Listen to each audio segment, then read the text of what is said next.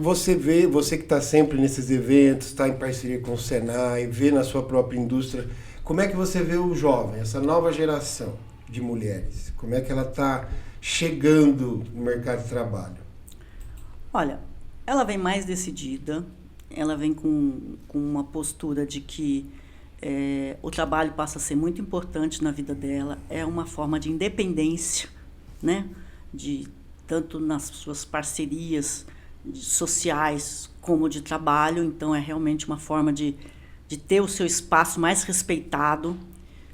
Ela traz, lógico, as características da própria geração, mas a mulher mudou mais do que o homem nas gerações, né, ao passar do tempo, por conta de querer ocupar esse espaço na sociedade, de ser vista como uma profissional. Muitas vezes precisar ocupar o espaço, né? Porque, como a gente falou, uma boa parte das famílias, a mulher é o arrimo. Muitas vezes ela não trabalhava. Mas ela aí separou, teve que assumir, né? Uhum. Então, às vezes, ela não é que ela queria, ela teve uma escolha. Então, mas aí ela começa a ver desse jeito. Aí ela fala, antes de eu chegar numa situação de não quero passar por isso procurar, de novo, né? Eu já vou ter minha profissão. Então, numa situação de que eu preciso arcar com toda a despesa da casa, eu não vou sair do zero. Eu vou estar num outro lugar. Até as questões de violência doméstica, né? Sim. Grande parte das questões de violência doméstica está ligado à dependência financeira da mulher, que ela não tem para onde ir, ela vai separar do marido. Nossa, mas você não denunciou que seu marido bate em você? Ué, mas eu vou para onde? Né? Então, a gente fez um curso, uma palestra, que tinha assim como a busca do primeiro emprego, né? Então a gente focou um pouco de comportamento e tal, mas tinham dois temas importantes: de violência doméstica, como reconhecer rápido, né? Porque ela não acontece do dia para a noite, e também tinha um viés de capacitação financeira, da educação financeira. Como que você administra e tal. E a gente conversou bastante, né, nesse evento sobre que perguntas você deve fazer antes de casar. Olha que interessante, hein? Como é que vai ser a administração do dinheiro? Eu vou trabalhar todo o tempo? Se a gente tiver um filho, eu vou continuar trabalhando? O que você pensa sobre isso? Porque mas é lógico, tem que ser conversado antes. Porque aí o cara já solta uma daquela, não, eu quero que você cuide da casa e dos filhos. Aí você toma a sua decisão. Mas quando você se envolve amorosamente, você esquece do lado prático da vida. Então são perguntas... Que vai ter problema lá na frente. Ixi. Então, como que vai ser? Como que vai ser nossa relação? Não, primeiro, vamos ter filhos? Então, vamos como é que perguntar. vão ser nossas carreiras? Exatamente. Como que vamos lidar com isso? Como nós vamos lidar com as nossas famílias? Se minha mãe precisar de ajuda, a gente vai dar dinheiro para ela? Ou não? Que ainda tem esse papo. A gente vai cuidar dos nossos idosos? Então, ainda tem isso, que às vezes a mulher ainda sobra para cuidar dos pais. Exatamente. Ainda, mas né? como que o marido vai ver isso? Então, foi muito interessante, sabe? Porque bacana, a gente não... É um exercício mesmo, né? Faz a sua listinha, assim, né? Um checklist. O que perguntar antes de casar? Muito bom. Mas tem que ser, porque aí as coisas ficam claras. E, às vezes...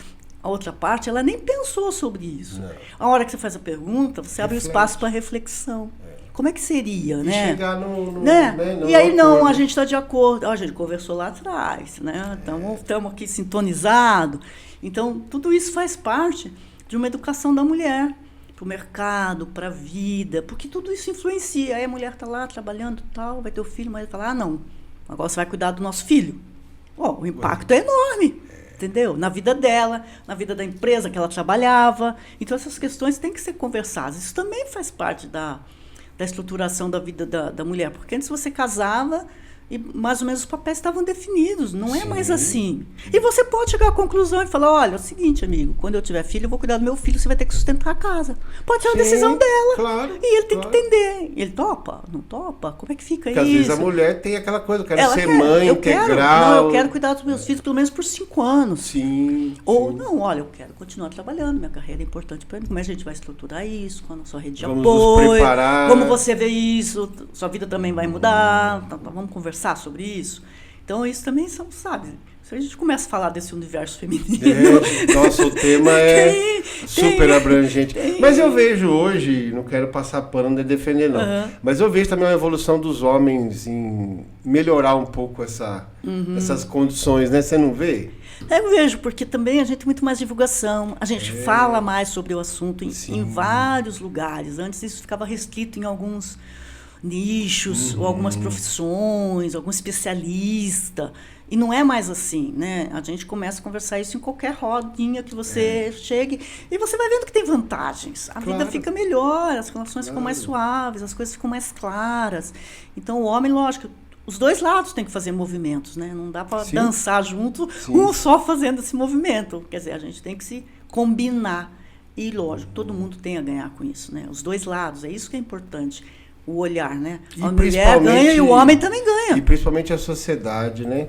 Os filhos desse casal, né? Tudo ganha. Tudo com ganha. uma relação mais harmônica, né? Mais conversada, né? Exatamente, mas a gente precisa falar, né? A gente precisa esclarecer alguns pontos. Que a gente fala, não, a pessoa já sabe. Não sabe. Não sabe. Você precisa perguntar, você precisa ouvir. Refletir. Exatamente. Ou mudar. Falar, não, olha, você está pensando bem, aquela minha ideia, eu posso dar uma mudada nela, porque você me trouxe um ponto que eu nunca tinha pensado. Sim.